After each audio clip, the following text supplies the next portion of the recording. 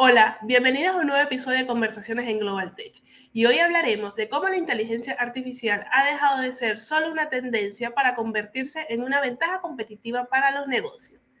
Para esto nos acompañará Gonzalo Arzuaga, experto en tecnología, innovación e inversión en la educación IA, y Carlos Rivero Bianchi, CEO de Global Tech, quien lidera nuestra visión en lo que es la innovación logística.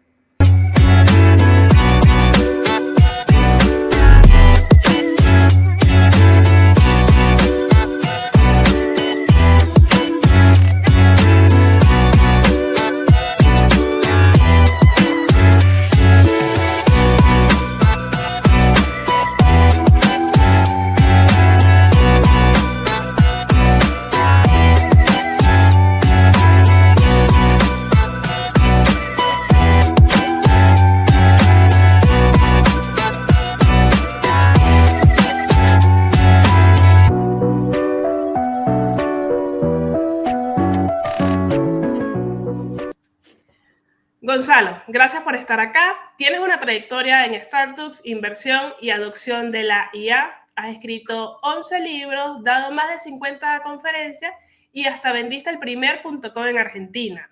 Y bueno, Carlos, un placer tenerte también para hablar de cómo Global Tech se está impulsando junto a la inteligencia artificial en la logística. Así que para entrar en detalle, para entrar directo al tema, ¿cuándo la IA dejó de ser tendencia y se convirtió en realidad?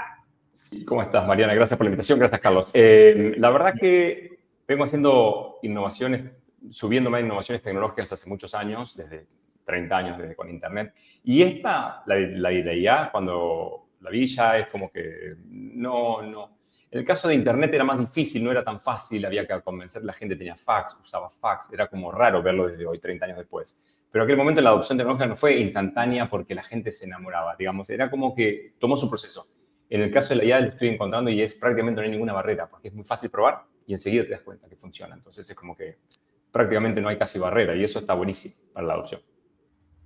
O sea, que ha habido un cambio, una evolución, obviamente, desde tus principios y sientes que las empresas, los negocios están cambiando de manera rápida, ha sido un proceso lento. ¿Cómo lo has visto en este tiempo? Una cosa es el empleado como usuario de la tecnología de IA. Otra cosa es la tecnología de IA en la compañía. Son como que dos cosas distintas. El usuario, la persona ya lo está usando para cosas personales, para algunas cosas de trabajo. Lo que pasa es que como organización, como empresa, todavía no están aceitados los mecanismos para decir, bueno, esto es la IA, lo vamos a hacer. Es como que todavía hay un camino por recorrer. La tecnología avanza muy rápido y la gente no tanto. Pero es una cuestión de cultura, una cuestión de acostumbrarse y ha ido muy rápido. Entonces hay que darle un poco de tiempo hasta adaptarse. Pero sí veo que hay interés, hay curiosidad. También en ciertas gentes hay un poco de miedo de reemplazo, de que te va a reemplazar, te vas a quedar sin trabajo por el tema de la IA. Y eso hay que, desde la compañía, desde la empresa, hay que encararlo, hay que abrir abiertamente el juego y decir, che, mira, vamos a hacer esto, vamos a jugar por acá. Me parece que eso es importante. Ok, y bueno, Carlos, en logística lo hemos visto también de forma similar. Sí. Antes era algo bastante lejano, pero hoy ¿cómo impacta directamente en la eficiencia operativa?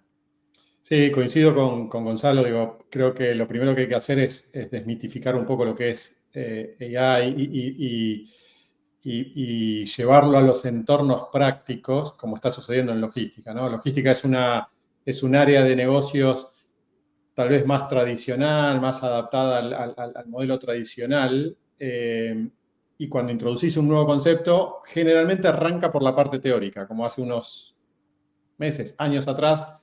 Hablar de AI en logística era una teoría que va a venir en algún momento y que parecía futurista y proyectado porque era todo muy abstracto. Ahora, en el día hoy, actualmente, eso bajó a un nivel de campo totalmente plausible, tangible.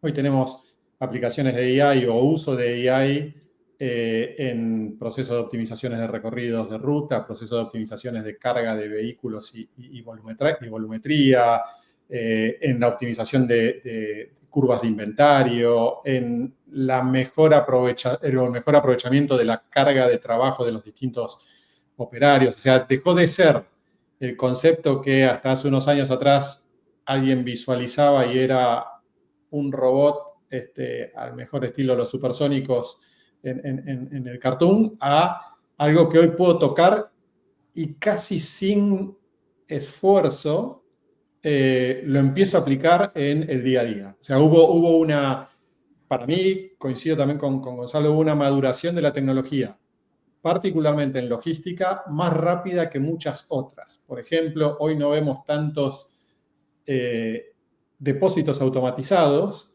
y estamos hablando de una tecnología que tiene más de 15 años, la automatización de warehouse, pero sí vemos WMS o sistemas de gestión de warehouse que ya están incorporando herramientas de AI, o sea, adoptaron mucho más rápido el AI que lo que fueron las tecnologías más antiguas de automatización.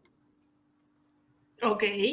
Y como ventaja competitiva para las empresas, por ejemplo, Gonzalo, ¿cómo lo estás viendo esta adopción en empresas en Latinoamérica? O sea, ¿destacas algunos casos que puedan ser de marketing, ventas, de productividad?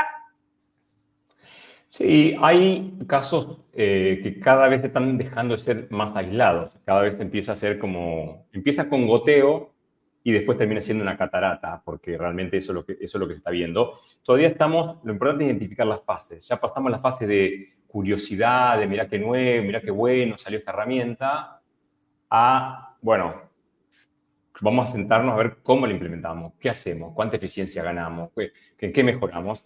Marketing y ventas naturalmente es un área donde se presta, porque en definitiva todo el mundo quiere vender más. No conozco a nadie que no quiera vender más. Y todo el mundo siente, dependiendo del tamaño de las empresas, pero empresas medianas, de 100 empleados o menos, o más o menos en ese rango, no tienen las estructuras en place, la gente en place, los procesos en place sofisticados para el tema de ventas, por ejemplo. Entonces, viene la inteligencia artificial y te arrastra toda la compañía, y en el caso de ventas y marketing es total la disrupción que puede llegar a ser. Entonces, ahí es donde hay que debatir, donde las empresas, yo estoy notando que se debaten entre empezar a jugar con algunas herramientas, entre que tome toda el área, están como, pero pasamos la fase de curiosidad a decir, bueno, ¿cómo lo implementamos? Creo que estamos atravesando esa fase. Va a haber algunos que van a empezar a acertar en la prueba y error, y otros que por ahí no les va a dar en la primera, pero bueno, van a ir ahí iterando. Entonces, creo que estamos en eso y estoy viendo con mucha sorpresa, alegría, te diría, con una grata sorpresa, que están realmente dedicados a meterse y a explorar cómo se hace esto. Entonces, es fácil usar la tecnología de IA, un ChatGPT, un Gemini, cualquiera. Es fácil usarlo uno como usuario. Ahora, cuando lo querés meter en proceso productivo, por ejemplo, ventas, bueno, se encuentran los desafíos de la realidad. En logística se conoce muy bien, porque los desafíos de la logística son mucho más grandes que ventas, por ejemplo. Ok, y en la región, más allá de eso, de la implementación que nos comentas, ¿sientes que esa adopción ha sido, bueno, de manera positiva, como lo dices, pero en toda la región, o sientes que, bueno, hay unos países que están como más adelantados que otros, como que están más abiertos a este cambio? Difícil, buenísima la pregunta, difícil la respuesta. Yo por ahí conozco un poquito más el mercado de Argentina, un poquito más, que tampoco habré estado en 100 empresas, no son 50.000, ¿no? Entonces digo, no sé si generalizarlo, pero lo que hay un reporte interesante del uso de ChatGPT, que no es lo mismo lo que vos me estás preguntando, pero es lo único que tengo como proxy, si se quiere, de información. Y el uso de ChatGPT en Argentina, ni siquiera en empresas argentinas, era más alto que en Japón, por individuo, viste que sacan el PBI, ponele, ¿no? El producto por cabeza, por la cantidad de gente, era más alto que en Japón y el Reino Unido. O sea, se está usando mucho ChatGPT más que en Japón, y en mercados está desarrollado, quiero decir. Entonces, de Latinoamérica no tengo estadística, pero me pareció llamativo el uso de ChatGPT. Es un hecho aislado, pero que quizás eso empieza como a hacer cascada en las empresas y demás. Entonces, a nivel otros países de Latinoamérica realmente desconozco. No hay mucha, esto es muy nuevo realmente, no hay mucha estadística, no hay mucha información, hay poco de eso que vos decís, che, casos de empresas latinoamericanas que implementaron ¿dónde? ¿Qué país de Latinoamérica está más avanzado? O bueno, yo por ahí desconozco y no es mi fuerte, pero sí creo que si podemos extrapolar un poco el caso de Argentina, está habiendo mucho entusiasmo. Hay que ver si todavía eso se capitaliza en acciones concretas que traen resultados positivos, que a la larga lo van a terminar trayendo. El tema es que en este estadio todavía es como temprano, me parece. Ok. Y bueno, si pensamos en otros sectores, Carlos, más allá del marketing, ¿qué elementos crees que son importantes para que una industria adopte la IA de manera efectiva? Y bueno, desde tu experiencia, ¿qué hace que algunas empresas lo logren y otras quizás no tan de manera rápida? A ver, yo voy a circunscribir un poco la respuesta a logística, que es donde quizá me siento un poco más familiarizado, creo que el primer aspecto, lo decía antes, tiene que ver con desmitificar la tecnología, ¿no? Muchas veces las empresas le tienen temor al desconocido y en el caso particular de AI creo que le agrega un plus a eso justamente la palabra de inteligencia, ¿no? Que es un poco lo que nos diferenció siempre del resto de las especies, digamos, la habilidad, la inteligencia, y de golpe aparece una tecnología que en su primera entrada daba la sensación de desafiar lo único que teníamos o una de las particularidades que teníamos como dominantes, por ponerlo de alguna forma, ¿no? Entonces, yo creo que al comienzo generó esa resistencia, ¿no? Por eso, para mí, desmitificar eso es clave, digamos. AI no estamos hablando en este caso de ningún aspecto futurista, sino de AI aplicado a cómo me ayuda en distintos procesos de mi negocio, cómo lo hago más eficiente, cómo logro anticiparme, cómo logro trabajar un montón de información que a lo largo de los años, meses, días, etcétera, fui colectando y muchas veces no le veía aplicación práctica o le costaba mucho a la empresa encontrar aplicación práctica. Yo creo que ahí, en ese sentido, para mí el primer consejo, lo primero que hay que hacer para adoptar AI en una empresa y particularmente en logística es sacar la barrera de la desmitificación, asesorarse muy bien sobre cuál es el propósito del proyecto. Lo peor que puede pasar es adoptar una tecnología sin un propósito. Entonces, cualquier resultado puede ser bueno o malo dependiendo de quién lo ponga o quién lo evalúe. Entonces, ¿para qué queremos adoptar AI? Bueno, queremos adoptar AI para trabajar en mejorar nuestro circuito de venta, para trabajar en mejorar nuestro canal de servicio al cliente, para trabajar mejorando nuestra optimización operativa dentro de un depósito o el mejor uso del vehículo, combustible, ruta, etc. Entonces, primero desmitificarlo, entenderlo, que ayuda a desmitificarlo, y para eso muchas veces es prudente asesorarse con quienes ya transitaron algún camino parecido o tienen experiencia para desmitificar esos conceptos. Y creo que la mejor estrategia de adopción de cualquier tecnología es un propósito y baby steps. O sea, no tratar de, con un solo bocado, meter AI en toda mi organización para que de golpe me vea como la empresa del futuro, porque todo cambio tiene su curva de aprendizaje, su proceso propio de resistencia, su entendimiento. Y de nuevo, digamos, la tecnología y particularmente, en mi entender, AI, no es una tecnología plug and play, no es una tecnología que tengo un envase que le sirva a todos de la misma forma.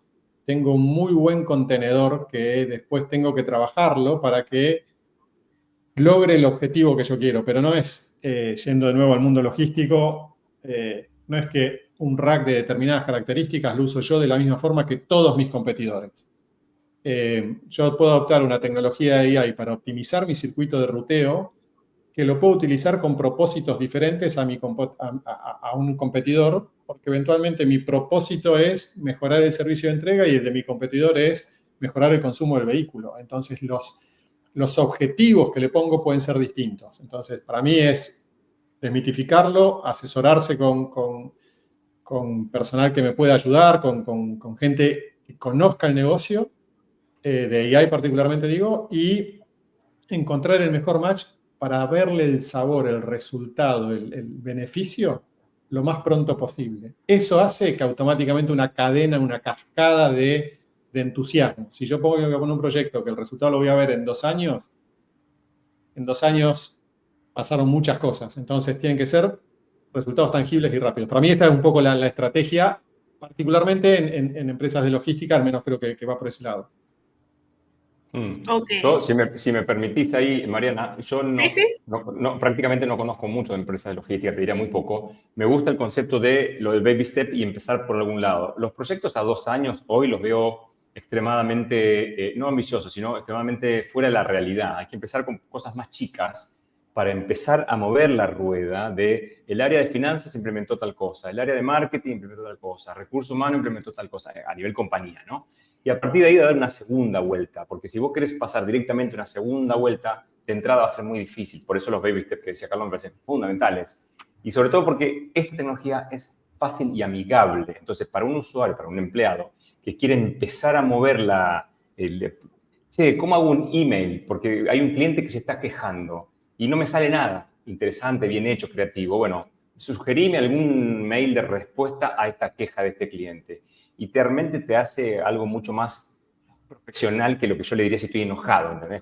Y ese tipo de cosas después uno mismo se va preguntando, pero en mi área lo podemos escalar a otra cosa. Y ahí es donde ahora el año 2025 va a ser el año de los agentes de IA, AI agents, donde hacen cosas autónomos, sin que uno tenga que estar, haceme el mail, contestame esto, ¿qué le contestaría? Que hoy, en definitiva, uno sigue trabajando, la hace trabajar la IA, pero los agentes de IA son los que la IA hace todo ese circuito, esa tarea, digamos. Ok, bueno, entonces aquí también agarro esta parte para llevar, sé que estás trabajando en varios proyectos, Gonzalo, entonces yendo a casos un poco más puntuales, por ejemplo, ¿nos puedes hablar sobre empleado.com? ¿Qué es? ¿De qué trata? Bueno, en realidad nos vamos un poquito más para atrás. Hoy por hoy, el 41% de las tareas que hace cualquier empleado a nivel mundial es aburrida, tediosa, como decimos en Argentina, un embole. O sea, no las quiere hacer porque le aportan poco valor, porque son repetitivas, porque son monótonas, porque no lo desafían.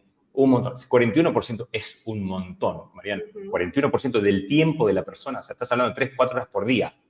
Es muchísimo. Entonces, ahí es donde yo veo la oportunidad para que los agentes de IA entren a resolver y a facilitar la vida, no a reemplazar al empleado. Entonces, eso por un lado. Por otro lado, cuando vos tomás que la IA permite que un empleo se subdivida en tareas, o sea, ¿qué hace esta posición en la empresa? Bueno, hace todas estas tareas. Delegarle algunas tareas que son las más aburridas, las que uno no quiere hacer, de este 41% que hablamos. Entonces, no me parece descabellado pensar que en 2030 la mitad de las actividades que realiza cualquier compañía, sobre todo las líderes, las que quieran liderar, van a estar realizadas y ahí viene el concepto de empleado, que no es el empleado humano que respira, sino que es un empleado IA que no transpira y que no se equivoca. Entonces ahí es como que va a empezar a diferenciar. Y lo que va a hacer es flotar, va a terminar flotando el talento humano, la creatividad, la capacidad y un montón de cosas que sabemos y le vamos a sacar el peso que tiene todas esas tareas tediosas, monótonas, aburridas, que a mucha gente no le dan ganas ni de trabajar, por ese 41%. Entonces, ahí es donde nosotros creamos empleado.com básicamente para hacer eso, usar agentes de IA para que resuelvan la tarea completa. ¿La tarea completa qué quiere decir? Si alguien dice, dame un ejemplo. Ejemplo es fácil de ver en marketing. Suponete que te llegan 5 emails de tu página web, te contactan. Me interesa saber alguna pregunta sobre tu servicio logístico, por ejemplo. Entonces, nosotros le damos de comer, le alimentamos a la IA propietaria, le damos de comer la información de tu empresa particular.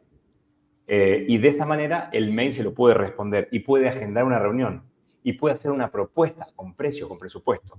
No lo manda porque el empleado no quiere que lo mande, pero te lo deja en el draft, en la parte de borradores, para que el empleado de ventas acceda a sus mails y diga, a ver qué le hubiera contestado este agente. Le llamamos Emilia, porque es el email, digamos, IA Emilia.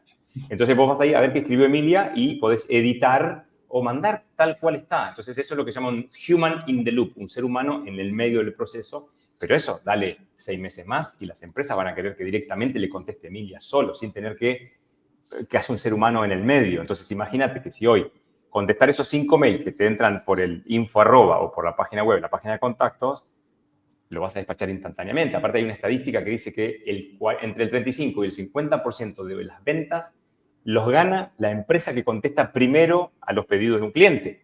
Imagínate que yo estoy haciendo una investigación de logística y contacto a 3 compañías. Entre el 35 y el 50% de las ventas se las lleva el que contesta primero. Entonces, con agentes empleados como Emilia, contestás instantáneamente, contestás bien, puedes hacer un presupuesto, puedes agendar un call conversando por mail. Es decir, ¿qué día podés tener un call? Email, va, recibe el mail, dice, martes te ofrezco, martes a las 3, miércoles a las 10. Sí, listo, agendado, queda el call. O sea, un montón de tareas que se automatizan y que te sacan de encima ese trabajo tedioso. ¿Quién tiene ganas de responder 10 mails coordinando calls? Es bastante aburrido, es más divertido tener el call.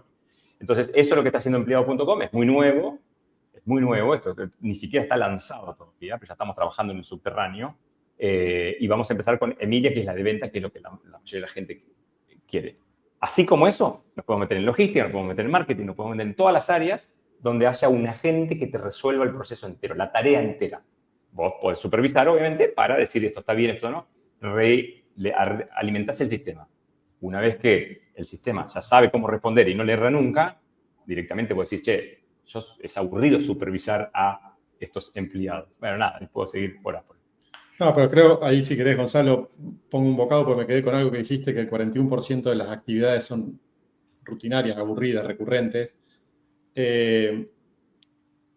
Y lo traspolo a logística y digo, seguramente es una industria que está en ese 41 o más, pero estos son los aspectos, como te decía, los baby steps y los que enseguida toda la organización puede ver el beneficio de el AI en la práctica, ¿no? Digo, como bien decís, ¿cuánto tiempo o cuánto desgasta una relación? Vos decías en ventas, pero ok, ya está el cliente, ya vendimos, ya tenemos el cliente. En logística me reclaman 20 veces situaciones, pedidos. Claro. ¿Cómo muevo mi mercadería? ¿Dónde está la mercadería? Por ahí ya hay alguna forma, pero el cliente tiene que entrar a alguna web, etcétera. Bueno, tiene herramientas de tracking, pero hay mucha gestión operativa dentro de logística que no es operativa, sino que es administrativa. Y a nosotros nos llama mucho la atención cuando vamos a diferentes clientes o empresas y entras al depósito y ves la misma o más cantidad de gente en escritorio que de gente moviendo producto. Y vos lo mirás así y decís, pero si esta empresa se dedica a hacer logística, ¿qué propósito tiene un batallón de gente? Y ahí empieza a surgar, ¿no? Y ahí aparece todo. Afortunadamente, ese batallón justifica muchas veces que nuestros propios productos ayudan a automatizar parte de los procesos que necesitan hacer, pero hay una naturalización de que con la operación hay administración, y con la administración son tareas recurrentes, no administración financiera, sino tareas recurrentes, y digo, ahí hay una oportunidad muy grande y muy tangible. Para disociar cantidad de gente con output.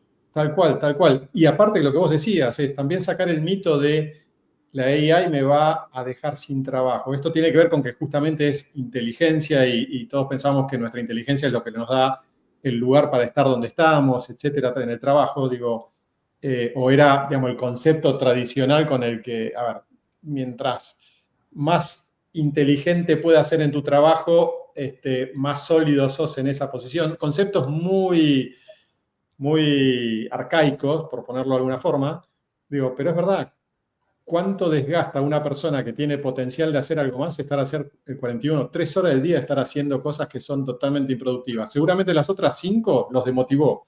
Entonces, ya en esas otras 5 no va a ser lo productivo que podría ser, porque ya arrancó con una desmotivación de que tengo que ir a mover la misma piedrita todos los días durante 3 horas para ver después qué puedo hacer de algo inteligente, ¿no? O creativo. Sí, igualmente, Carlos, más allá de eso, la gente no quiere trabajar por ese 41%. Tal cual. Digo, o sea, directamente no quiere ir al trabajo, sí. Lo cual vos fíjate, para un dueño de una compañía, tener a la gente, no te diría casi toda desmoralizada, pero en gran parte desmoralizada. Si vos le sacás y se lo delegás a un empleado esa tarea, la persona no solo tiene más motivación, más creatividad y tiene más tiempo libre para hacer cosas más creativas y de mayor valor agregado. Entonces, sí. ¿Le va a sacar el trabajo? No, lo que va a hacer es, le va a aliviar el trabajo para liberar la potencialidad y el talento del individuo. Entonces, me parece que ahí está la cosa. Igualmente, el 41% es en todo el mundo, en todas las industrias, no solo logística ni software, claro. Todas las industrias. El 41% de la gente casi trabaja oficina, me parece altísimo. Sí, tal cual. Y ahí entro con una pregunta, porque está la parte de ese 41%, desmitificar lo que sería la implementación de la inteligencia artificial. Pero, ¿cómo lo ven ustedes actualmente? Porque puede haber un porcentaje que quiera dar ese paso, pero los dueños de negocios, los que todavía no dan ese paso de implementación de inteligencia artificial, de ayuda, ¿todavía existe como un poco de miedo a esto? ¿O puede ser por parte económica también? ¿Cómo lo ven desde su perspectiva? Yo, si me permitís, Carlos, yo creo que en realidad el miedo primero ha ido cediendo, el miedo, o sea, como que ha ido bajando porque no es ningún asesino serial, digamos. Era esto nomás, es como que en general el desconocimiento hace que uno vea la sombra más grande de la amenaza más grande de lo que es. Y en la realidad, cuando se empiezan a acercar, empiezan a salir cosas muy positivas, la creatividad humana no tiene límites y yo me maravillo cada vez. Entonces es como que hay que sacarle el trabajo tedioso de mover las piedras, como decía Carlos, para hacer cosas con las manos y crear mucho más. Entonces sigue habiendo un poco de miedo y paradójicamente es mayor el miedo cuanto menos lo usaron la herramienta. A la medida que empiezan a usar las herramientas, el miedo disminuye y me parece algo espectacular, me parece mágico eso. Cuando sucede eso está buenísimo. Sí, Ok. ahí si querés creo que también tiene mucho que ver con, como decías Mariana, tema de costos. Para mí no es un tema de costos, el tema de costos empieza después cuando entendiste porque algo es barato cada de acuerdo al resultado que te entregue, ¿no? Entonces, lo primero es entenderlo, pero además es la preparación, digo, es como si vos de entrada nunca corriste y pretendés llegar a hacer la maratón en tu primer día de carrera, sin haber estudiado qué tipo de zapatillas necesitas para correr, qué tipo de hidratantes tenés que tomar, qué tipo de dieta tenés que hacer con cuánto tiempo antes.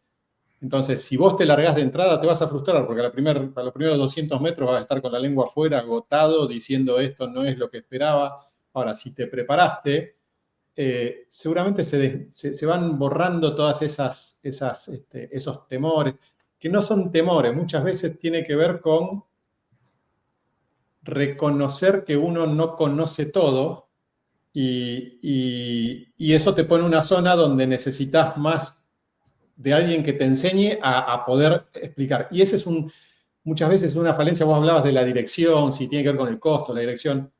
Muchas veces la dirección no quiere verse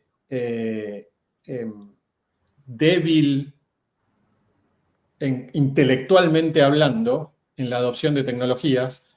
Entonces, a veces es mejor no meternos mucho en donde no sabemos, pero ¿por qué? Porque me pongo en un lugar donde tengo que aprender para saber qué quiero hacer, ¿no? Es un poco, yo una vez, es más, en alguna conversación con Gonzalo algún tiempo atrás, creo que hablamos de, claro, cuando sale ChatGPT, todo el mundo pensaba que le preguntaba algo a ChatGPT y te daba la respuesta mágica para todo.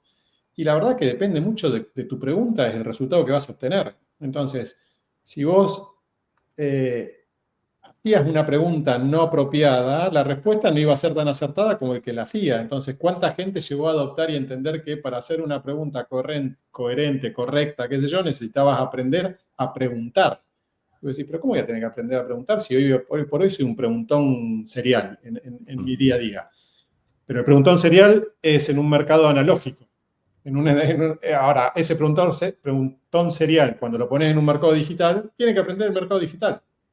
Tiene que aprender la herramienta digital. Entonces, parece que no tiene que ver con costo, no tiene que ver con y como dijo Gonzalo también recién, ya no es el cuco, ya no es lo que primero, cuando hablaban de inteligencia artificial, lo primero que todo el mundo se acordó de las películas de iRobot, Yo Robot, todo el mundo se imaginaba que esto iba, digo, la verdad que si queremos hablar de amenazas de la humanidad, no quiero entrar en un terreno áspero, pero la amenaza nuclear es más peligrosa que la amenaza de la AI, digamos. El poderío nuclear descontrolado es más peligroso y fue peligroso en los últimos 30 años y sí, le teníamos menos miedo que la AI porque parecía un poco más lejano.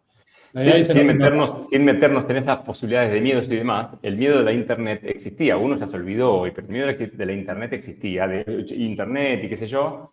Y yo creo que la tecnología en general es neutra a nivel civilización le encontramos siempre la vuelta para hacerlo positivo. También hay gente que le encuentra la vuelta a todo para hacerlo negativo, ¿no? O sea, Sí. eso también está y eso es indudable. Pero digo, a nivel organización, a nivel empresa logística, hay un montón más de oportunidades que de amenazas. Y volviendo a tu pregunta, Mariana, del tema de costo, es una tecnología que en el mercado está tan barato, $20 por mes podés pagar una herramienta buenísima, súper potente. Digo, no estamos hablando de costos muy significativos. Y para que te des una idea, como muestra, para cerrar con esto, cada empleado queremos que salga el 10% de lo que sale el empleado real. El empleado humano sale 10 veces más caro que un empleado. Entonces es como que no, es más una cuestión tiene más que ver con cómo somos como humanos y de habitualidad y de evangelización y de conocer que de tecnología. Esto no es una jugada tan tecnológica, sino más bien de cultural de la organización.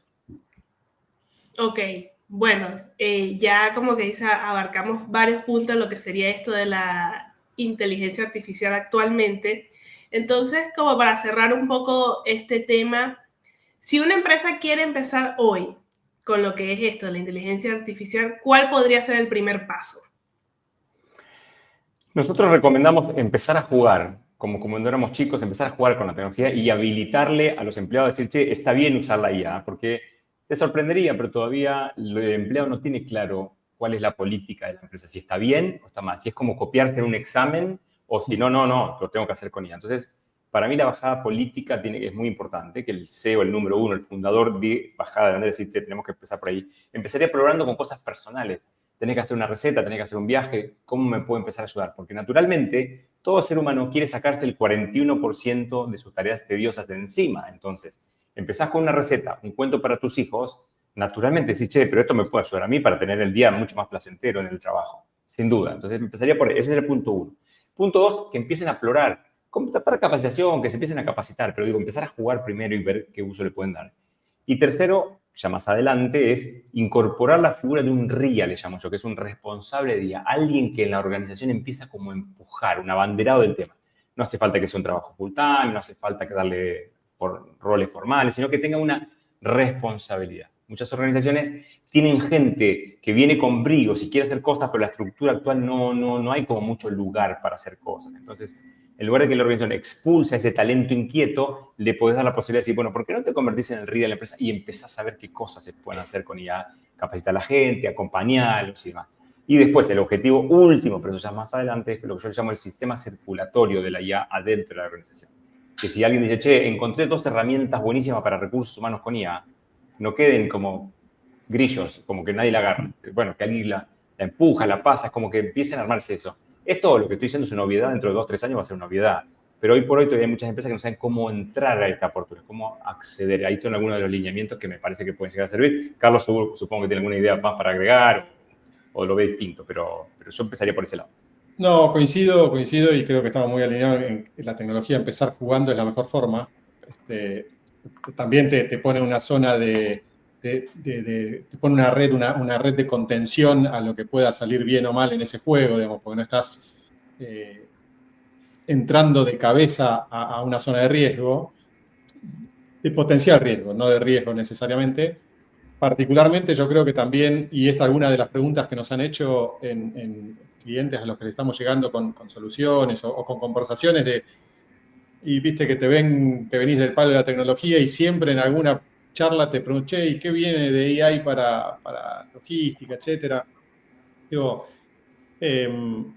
como dice Gonzalo, nosotros escribimos, hay pasos madurativos de la AI. Es conocerla, jugar con lo que conoces, es abrir y hacerte amigable a la AI, ese RIA que decís, Gonzalo, me parece fundamental, porque si no hay alguien que sponsoree, como AI, como cualquier otra idea que se le organice, se le ocurra a alguien en la organización, ¿no? Si no tiene un sponsor que la motorice, que tiene que haber una bajada de arriba hacia abajo, bueno, es una bajada top-down del CEO, del fundador, de quien no va a castigar un error, sino que va a incentivar la prueba para que aprendamos del error. Porque si también yo veo el CEO que si me equivoco y pido comprar o no probar una herramienta de AI y después de un mes me dice que estuviste haciendo 2 horas por día probando una herramienta de AI y me van a cortar o me van a castigar por eso, digo, también transmito un mensaje, la quiero, pero no te doy las herramientas ni los tiempos para hacerlo. Entonces, tiene que haber una bajada muy top-down. Y después, en los casos prácticos, y esto ya si querés en un mercado muy nuestro de logística, logística es un coleccionador, como que todas las industrias, es un coleccionador de datos. Lo que nunca sabe es para qué los va a usar. Entonces junta datos, pero aparte de que junta datos, tiene sistemas que no colectan la misma entidad de datos. Entonces, claro, después dicen, claro, me falla lo que quiero hacer de AI, porque y digo, pero pará, tenés sistemas que te habla uno en arameo, otro te habla en inglés, otro te habla en japonés, digo, si vos querés juntar esos datos, lo primero que tenés que hacer es armar una estrategia para que toda esa colección de datos a lo largo de toda la cadena logística, y cuando decimos la cadena logística es desde el productor hasta el que haga la última entrega en la última milla, el último delivery al que le toca la puerta a Doña Rosa, trata de homogeneizar la forma en que vas a analizar esos datos, porque muchas veces, o al menos mi sensación es que el error es pensar que porque tenés datos van a ser útiles. Y si los datos no tienen la misma estandarización, es muy difícil usarlos. Y AI se nutre cuando vas al modelo propio en la operación, se nutre y aprende de los datos, igual que nosotros. Entonces, si no tenemos una estandarización, si esa estandarización no tiene un propósito, un por qué voy a juntar todos esos datos, se puede convertir se diluye el objetivo, que era lo primero que hablábamos, ¿no? Todo proyecto tiene que arrancar con un objetivo claro. Y para ese objetivo tengo que tener los elementos y las herramientas necesarias. Homogeneizar datos me parece que es fundamental a lo largo de los distintos eslabones, más que la parte de logística empieza a interactuar y que me entregó la mercadería con sus propios sistemas, yo que lo almaceno con mis otros sistemas, yo que lo voy a distribuir con otros, el embarcador que la trajo es de origen, el productor que me habla en otro idioma. Hay que homogeneizar datos y después ser muy abierto. Me parece que el concepto colaborativo que pone AI es un valor agregado muy fuerte que es cuánto más útil puede ser la aplicación de AI cuando AI aprende colaborativamente, sea porque, como bien decís, mira, a mis sistemas le agrego la posibilidad de conectarse con un agente. Entonces también empiezo a conocer que la mayoría de los mails que recibo, siguiendo con la línea de empleado, tienen que ver con reclamos por los tiempos de entrega. Entonces, mira, me conecté con ese agente y puedo llegar a un análisis de datos que además veo que los tiempos de entrega son en las zonas porque los pedidos fueron de determinado tipo de artículo o de determinadas zonas de entrega o de determinados días de entrega y empiezo a hacer una telaraña de información, una red de información, más que una telaraña, una red de información que capitalizo lo que hoy también cuesta mucho en las empresas, que es la comunicación interdepartamental. Muchas veces son áreas que parecen aisladas y cuando vos tenés, a diferencia de un empleado o de un agente, es más fácil a veces conectarlos que conectar humanos en distintas áreas con distintos objetivos de negocio y que cada uno tiene que ir, digamos, asegurándose que no se le agujeree su barco, ¿no? Pero yo creo que esos son aspectos que no solo para logística, para todo, como estandarizar la información, integrar, generar esta red con distintos actores dentro de todo lo que hace al ecosistema de AI. Bueno, y ya como para cerrar algo corto en este conversacional, si una empresa duda en implementarla, entonces, desde su experiencia, ¿qué consejos le darían? Sin duda en implementarlo, el tema es que las chances de ser líder en su industria, en su nicho, en su vertical, dentro de 3 a 5 años va a ser, te diría que casi cero. Sin implementar IA va a ser muy difícil liderar y dentro de un periodo más largo, de 5 a 10 años, probablemente no sea rentable y dentro de un periodo un poco más largo se va a quedar fuera y va a tener que cerrar. Suena muy terminante, suena muy trágico, pero realmente no me imagino las compañías dentro de 5 años no usándolo en todas sus líneas. Por lo cual me parece que siempre es un buen momento para empezar a moverse. No importa la velocidad puede ser despacio, pero el tema es moverse y bajar política, que está bueno y que tenemos que tener esto para poder sobrevivir. O sea, a nivel negocios, yo lo comparo como si fueran 2 botes que compiten remando. Si tu bote está pesado, está lento, naturalmente no vas a poder competir contra otro que te va a competir en velocidad y te va a competir en servicio y un montón de cosas que al principio va a ser muy difícil y va un poquito más atrás, pero el tema es cuando después todos los botes te pasan muy rápido, ahí ya es donde se toma muy serio. O sea que lo invitaría a reflexionar y empezar despacio. No hace falta ir muy rápido. Después jugando despacio, me parece que esas serían las claves para cerrar. Perfecto. Sí, y si querés le sumo un tip. Es como pretender tapar el sol con el pulgar, ¿no? Cuando te dicen que vos querés tapar el sol con el pulgar, es una tecnología que ya no, la pregunta no es si va a venir o no. Ya está. La pregunta no es si va a dar beneficios o no. Ya está definido, ya está identificado que da beneficios. Entonces, como dice Gonzalo, a lo largo del tiempo, y lo llevo un poquito más atrás. Como dijo Gonzalo, Internet daba miedo.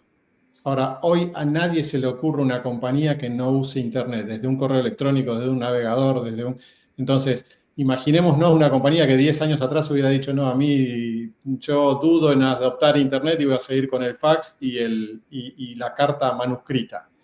Que a propósito me enteré, por ejemplo, hoy, leía hoy el correo, creo que era el correo de Holanda, uno de los correos más emblemáticos, deja de distribuir cartas. O sea, ya está. Se acabó de mi negocio como distribuidor de cartas de que Mariana le manda una carta a Carlos. No, ya está. Estará el mail, estará el teléfono. Bueno, esto es lo mismo. Si hace 10 años atrás alguien dudaba y se quedó en esa duda, después está la velocidad de adopción. Esa la compro, hay distintas empresas más dinámicas, más ágiles, más pesadas o no. Pero si hace 10 años alguien no adoptaba Internet, hoy, como dice Gonzalo, hoy no está en el mercado. Hoy no aparece en una web, no puede recibir un contacto, no puede contestar un mail, digamos, y si manda un fax, no sé si alguien lo sigue teniendo, pero por eso creo que es como pretender tapar el sol con el dedo, con el pulgar. Genial. Bueno, Gonzalo, Carlos, gracias por compartir su experiencia con nosotros. Así que nos vemos en una próxima edición de Conversaciones en Global Tech. Así que muchísimas gracias. Gracias, Gonzalo. Muy amable, gracias por la convocatoria.